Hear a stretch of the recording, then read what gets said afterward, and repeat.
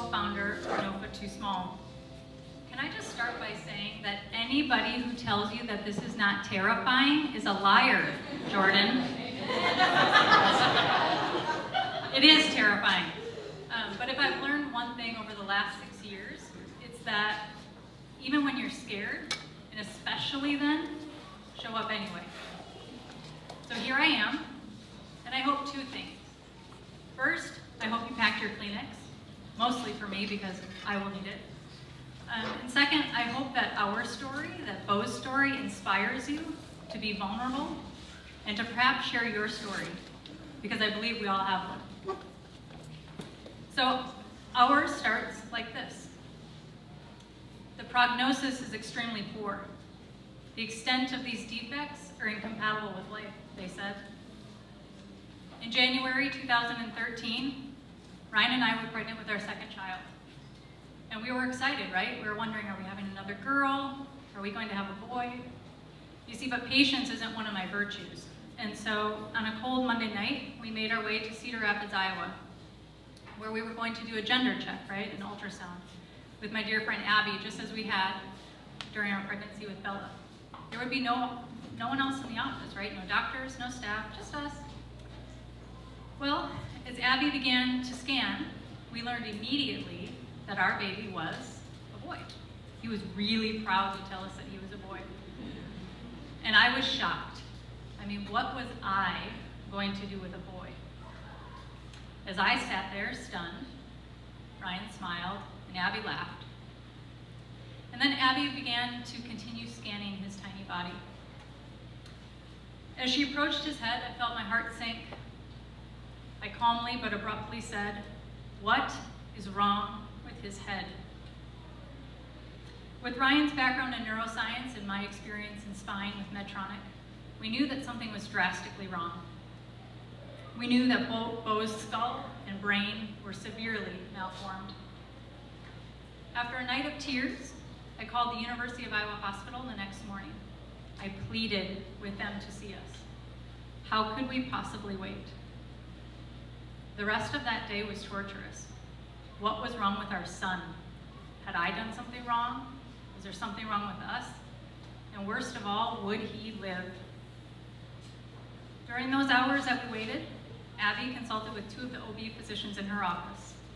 And they both believed, although extremely rare, that Bo suffered from some form of severe acrania, meaning he was missing most of his skull, and that the severity of the defect would leave virtually no chance for survival. Through the tears, I prayed.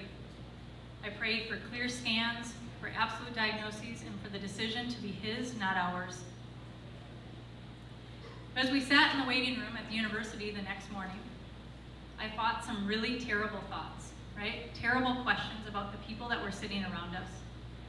But through the frustration and anger, I had to remind myself that being a good parent and a healthy 30-something and a hardworking, contributing member of this society does not make me exempt from heartache, tragedy, or struggle. I thought, you know what? Maybe this is just our turn, and maybe we have something to learn. After what felt like hours, we were finally escorted back to the ultrasound with a team of more than 7 or so staff. I laid on the table, Ryan by my side, and baby Bo up on the screen, as physicians discerned several abnormalities throughout his body. With tears strolling down our faces, the doctors confirmed our worst fears. Bo suffered from severe acrania, and his brain was developing abnormally and protruding through that void.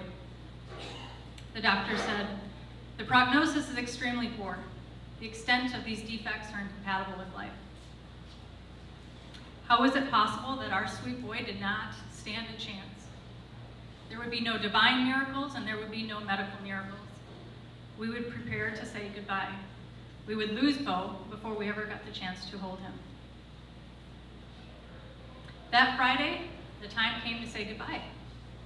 On January 11th, 2013, Bo was delivered and handed over to heaven.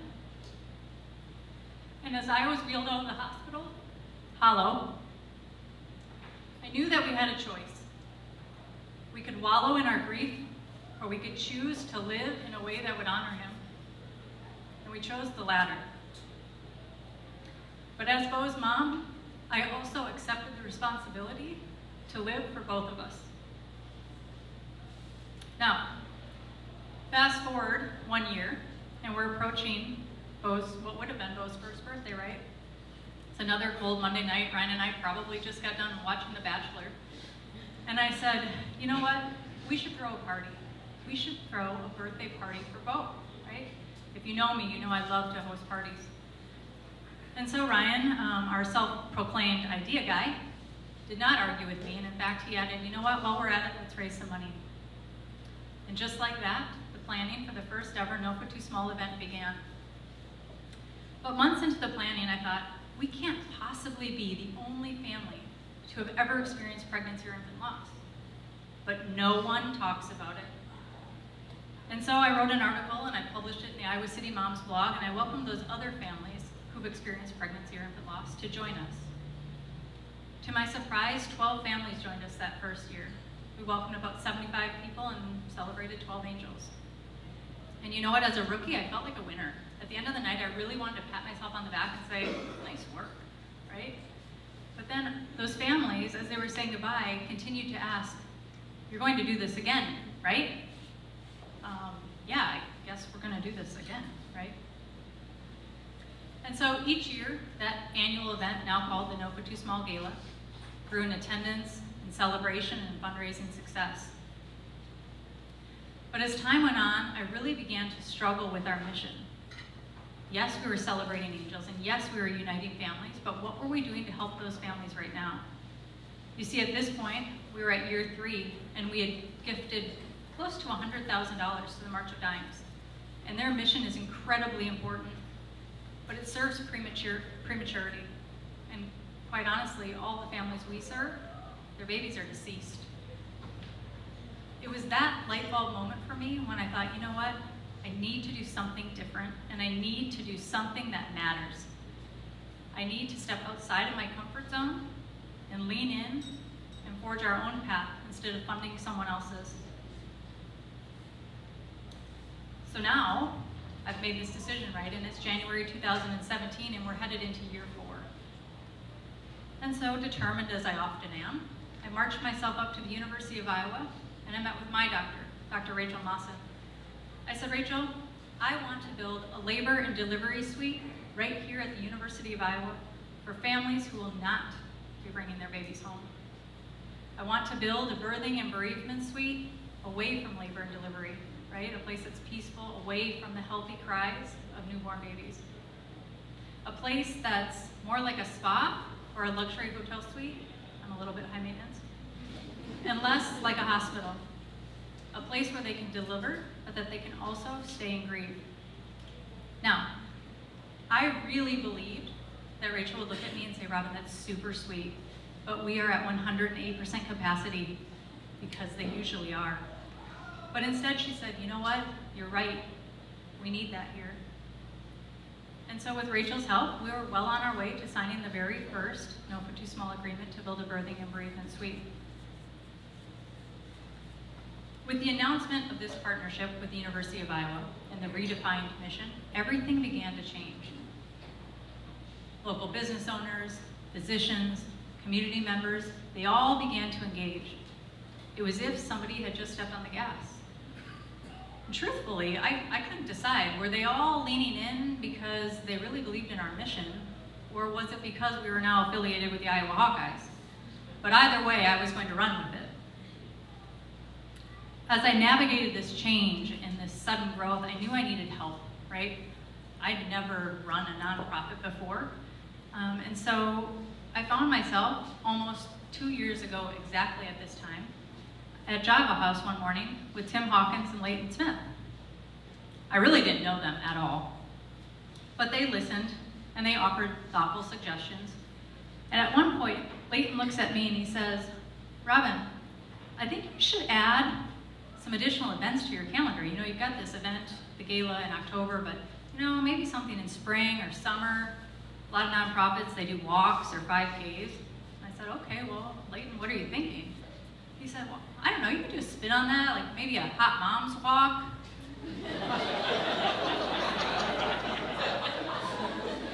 And I thought to myself, well, no, I probably won't do that. You're welcome. I mean, maybe with a Victoria's Secret sponsorship or something, but ironically at that time, my daughter, Bella, who was 5, had been saying, Mom, why does Bo get to have so many parties? And Mom, why don't I get to go to Bo's parties, right? And so with Layton's nudge and Bella's suggestion, we added Blooms and Butterflies to the calendar that year. And Blooms and Butterflies is an event that's family focused. It's a chance for our earthly children to celebrate their angel brothers and sisters.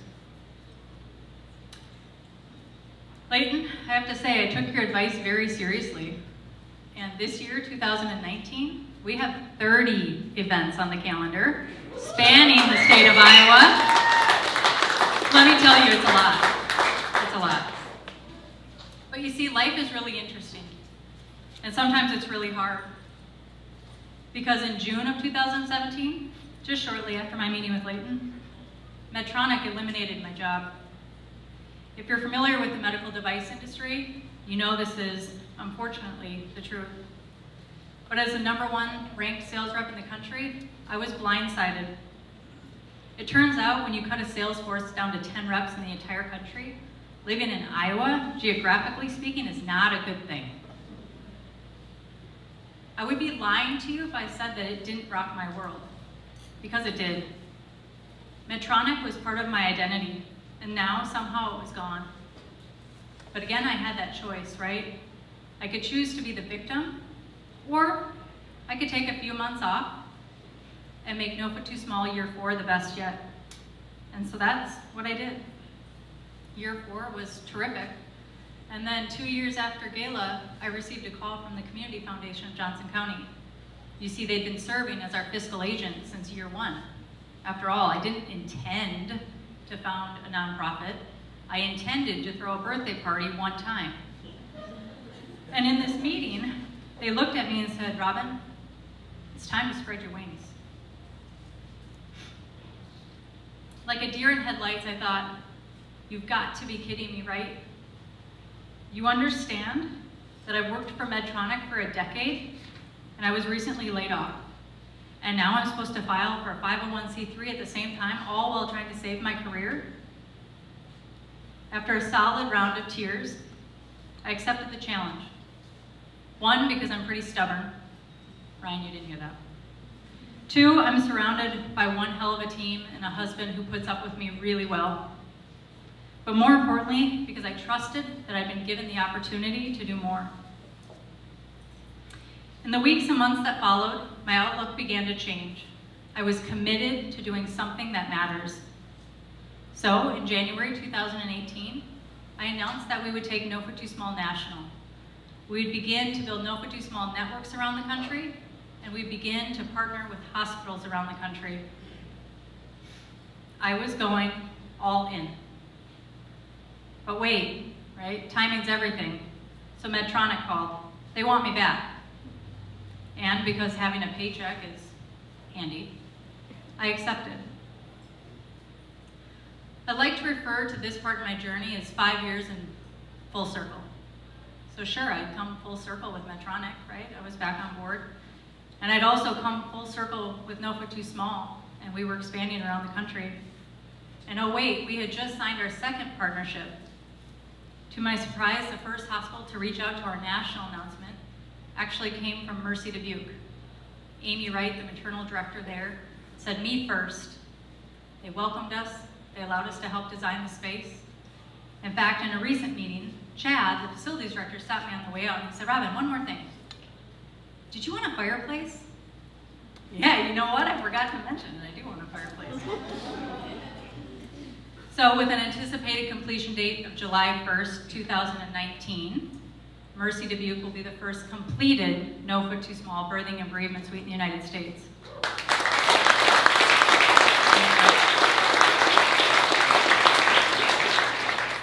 But you know what? We're not stopping there. We're headed into year 6, And very soon we'll be announcing our third partnership, this time with Genesis Medical Center in Davenport.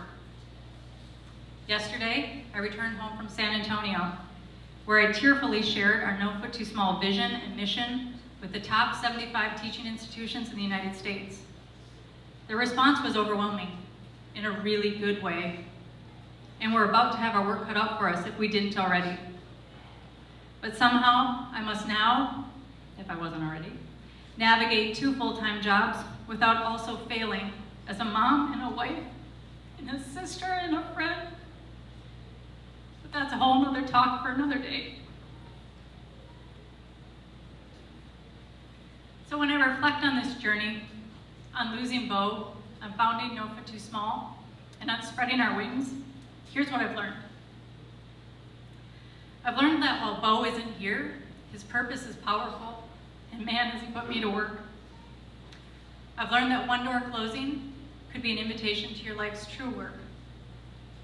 I've learned that it is possible to turn tragedy into triumph, and we can turn heartbreak into a mission to heal. I've learned that unforeseen and valuable experiences are often gained when you face your biggest fears. So be scared, but show up anyway. And last but not least, I've learned that God often uses our deepest pain as a launching pad for our greatest calling. Thank you.